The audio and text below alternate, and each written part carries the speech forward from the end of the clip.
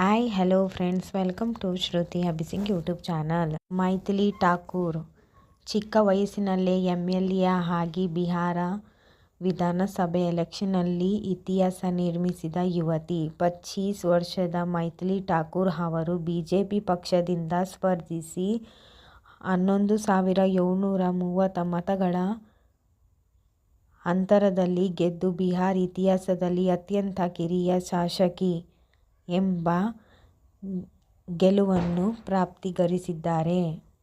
ಮೈಥಿಲಿ ಠಾಕೂರ್ ಜನನ 25 ಜುಲೈ 2000. ಭಾರತೀಯ ಶಾಸ್ತ್ರೀಯ ಸಂಗೀತ ಮತ್ತು ಜನಪದ ಸಂಗೀತದಲ್ಲಿ ತರಬೇತಿ ಪಡೆದ ಭಾರತೀಯ ಹಿನ್ನೆಲೆ ಗಾಯಕಿ.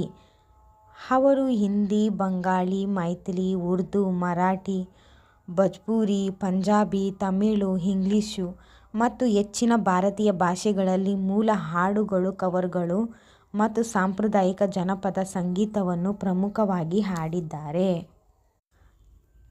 ಈ ಬಾರಿ ಗಾಯಕಿ ಮತ್ತು ಬಿಜೆಪಿಯ ಸಾಂಸ್ಕೃತಿಕ ರಾಯಭಾರಿ ಮೈಥಿಲಿ ಠಾಕೂರ್ ಅವರ ಮೇಲೆ ದೇಶದ ಗಮನ 2025ರ ಬಿಹಾರ ವಿಧಾನಸಭಾ ಚುನಾವಣೆಯಲ್ಲಿ ಗೆದ್ದಿದ್ದಾರೆ.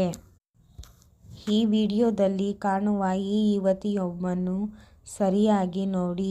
ಆಸ್ ಪಾಸ್ 25 ವರ್ಷ ತನ್ನ ಕಂಠದಿಂದಲೇ ಎಂಥವರನ್ನು ಮಂತ್ರ ಮುಗ್ಧರಾಗಿಸುವುದು ಈ ಯುವತಿಯು. ಪಟ್ನ ತೀವ್ರ ಕುತೂಹಲ ಮೂಡಿಸಿದ್ದ 2025ರ ಬಿಹಾರ ವಿಧಾನಸಭೆ ಚುನಾವಣೆಗೆ ತೆರೆ ಬಿದ್ದಿದೆ. ಆದರೆ ಚುನಾವಣೆಯಲ್ಲಿ 25 ವರ್ಷದ ಜನಪದ ಕಲಾವಿದೆ ಮೈಥಿಲಿ ಠಾಕೂರ್. ಅಂದು ರಿಯಾಲಿಟಿ ಶೋನಲ್ಲಿ ಸೋಲು, ಇಂದು ಇಡೀ ಬಿಹಾರ ತಿರುಗಿ ನೋಡುವಂತೆ ಗೆದ್ದು ಮೈಥಿಲಿ ಠಾಕೂರ್ ಅವರು ಇತ್ತೀಚೆಗೆ ನಡೆದ 2025ರ ಬಿಹಾರ ವಿಧಾನಸಭೆ ಚುನಾವಣೆಯಲ್ಲಿ ಭಾರತೀಯ ಜನತಾ ಪಕ್ಷ ಬಿಜೆಪಿದಿಂದ ಸ್ಪರ್ಧಿಸಿ ವಿಧಾನಸಭಾ ಸದಸ್ಯರಾಗಿ MLAಗೆ ಆಯ್ಕೆಯಾಗಿದ್ದಾರೆ.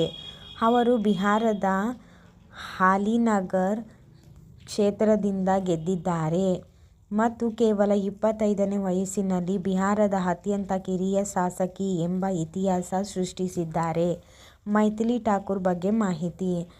ರಾಜಕೀಯ ಪಕ್ಷ ಭಾರತೀಯ ಜನತಾ ಪಕ್ಷ ಬಿಜೆಪಿ.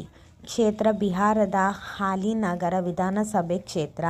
ವೃತ್ತ ಅವರು ರಾಜಕೀಯಕ್ಕೆ ಪ್ರವೇಶಿಸುವ ಮೊದಲು ಜನಪ್ರಿಯ ಭಾರತೀಯ ಶಾಸ್ತ್ರೀಯ ಮತ್ತು ಜನಪದ ಗಾಯಕಿಯಾಗಿದ್ದರು ಮತ್ತು ಸಾಮಾಜಿಕ ಮಾಧ್ಯಮದಲ್ಲಿ ದೊಡ್ಡ ಮಟ್ಟದ ಜನಪ್ರಿಯತೆ ಗಳಿಸಿದರು. ಗೆಲುವಿನ ನಂತರ ಅವರು RJD ಪಕ್ಷದ ಕಿರಿಯ ನಾಯಕ ವಿನೋದ್ ಮಿಶ್ರಾ ವಿರುದ್ಧ 11,730 ಮತಗಳ ಅಂತರದಿಂದ ಜಯಗಳಿಸಿದ್ದಾರೆ. ಹಿನ್ನೆಲೆ ಅವರಿಗೆ ಯಾವುದೇ ರಾಜಕೀಯ ಕುಟುಂಬದ ಹಿನ್ನೆಲೆಯಿಲ್ಲ. ಯುವ ಜನತೆ ಮತ್ತು ತಮ್ಮ ಸಂಗೀತದ ಮೂಲಕ ಗಳಿಸಿದ ಜನಪ್ರಿಯತೆಗೆ ಅವರು ಗೆಲುವಿಗೆ ಕಾರಣ ಎಂದು ಹೇಳಿದ್ದಾಗಿದೆ. ಪ್ರಮುಖ ಅಂಶಗಳು.